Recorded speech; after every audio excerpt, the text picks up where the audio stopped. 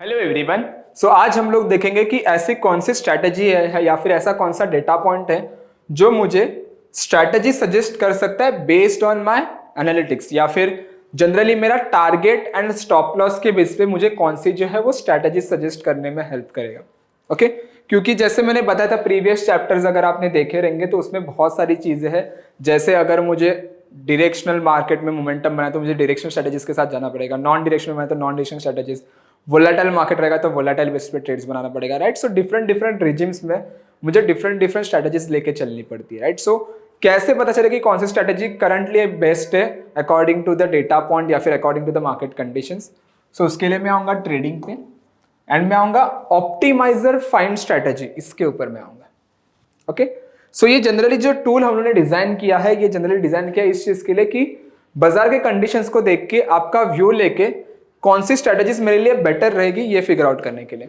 Okay let's assume मैंने bank Nifty open किया है। ओके यहाँ पे डायरेक्शन जो है ना वो है बुलिश, बेरिश, इधरवेज और ऑस्किलेट जो हम लोगों ने पढ़ा था, राइट।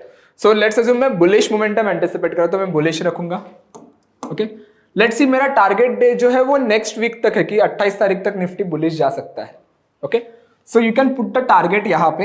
ओके टारगेट अभी दो बेसिस पे आप रख सकते हो, एक तो रेजिस्टेंस के बेस पे रखो, तो थोड़ा बहुत जो एनालिसिस आप करोगे ना उसके बेस पे। सो एक एग्जांपल के लिए लेट्स सी करंटली 50,900 पे चल रहा है ना। सो लेट्स अज्यूम मैं सोच रहा हूँ कि बाजार 51,600 तक जा सकता है और स्टॉप लॉस में रखता हूँ 50,700। ओके फिर मैं आऊंगा ऑप्शनल पैरामीटर्स पे यहाँ पे एंड यू कैन सी यहाँ पे लिमिटेड रिस्क ओनली का ऑप्शन है, तो मैं limited risk only pay click करूंगा। दैट मींस ये मुझे ये स्ट्रेटेजी सजेस्ट करेगा जिसमें लिमिटेड रिस्क हो। ओके सो देखो ये टॉप 5 स्ट्रेटेजीज आपको फाइंड आउट करके देगा। कभी कभी ये 3 देगा, कभी कभी 2 देगा, कभी कभी 1 भी देगा, राइट। जो बाजार में उस टाइम अवेलेबल रहेंगी strategies based on your analytics और बाजार को कंडीशंस को देख के तो ये बताएगा। तो देखो इसने पहला जो बताया है ये बताया bull call spread. Okay so bull call spread पे अगर आप देखोगे तो रिस्क प्रोफाइल इज लिमिटेड क्योंकि मेरा लिमिटेड लॉस है इसमें।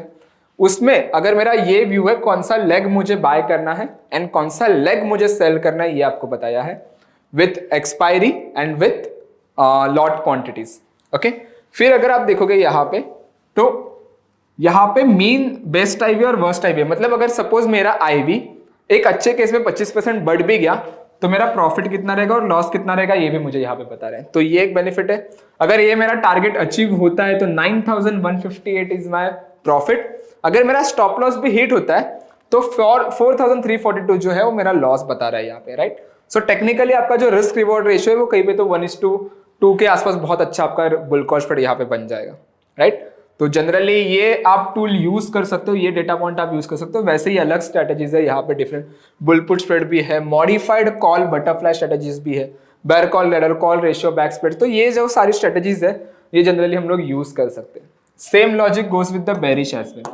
मैं बेरिश पे आता हूँ, लेट्स अज्यूम मेरा जो टारगेट है मुझे लग रहा है बैंक निफ्टी गिर सकता है, तो सपोज एग्जाम्पल के लिए मैं यहाँ पे टारगेट रखता हूँ 50,900 चले तो 50,100 तक सपोज बाजार 900 पॉइंट गिर सकता है, आई एम अज्यूमिंग, एंड मेरा 51,300 मेरा स्टॉप लॉस रख लेता हूँ।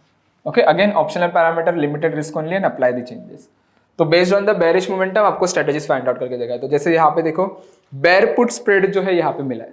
ओके बेयर पुट स्प्रेड क्या होता है, कैसे करते हैं, ये हम लोगों ने सारी चीजें देखी थी। नहीं देखा है वो चैप्टर तो प्लीज एक बार जाके वो देखो, बहुत इंपॉर्टेंट चीजें हैं वहां पे। तो कौन सा लेग मुझे बाय करना है एंड इवन दो कौन सा लेग मुझे सेल करना है ये आपको यहाँ पे बता रहे हैं। तो ये जो सारी चीजें है ना ये जनरली हम लोग यूज कर पाएंगे with the help of this data point. Okay so देखो स्ट्रैटेजीज इंपैक्ट करती है, क्यों इंपैक्ट करती है, क्योंकि बहुत सारे बाजार के रिजिम्स है लाइक बुलिश, बेरिश, इधरवेज, ऑस्किलेट। तो मुझे हर टाइम बुलिश स्ट्रैटेजी अगर मैं साइडवेज मार्केट पे लगा रहा हूं तो कहीं पे तो मेरा रिस्क रिवॉर्ड रेशियो कम होगा या फिर कहीं पे तो मैं लॉस में चला जाऊंगा। तो ये बहुत सारी स्ट्रेटेजीज रहती है जो इंपैक्ट करती है बाजार के डायरेक्शंस पे, तो हमें उसे लेके चलना पड़ता है। So that's it for today guys. अगर आपको इसके बारे में और जानना है तो प्लीज एक बार सारी चीजें जो नीचे लिखी हुई है एक बार वो पढ़ो, उसके बाद आपके जो भी छोटे मोटे डाउट्स रहेंगे वो सारे सॉल्व हो जाएंगे। Okay thank you so much everyone.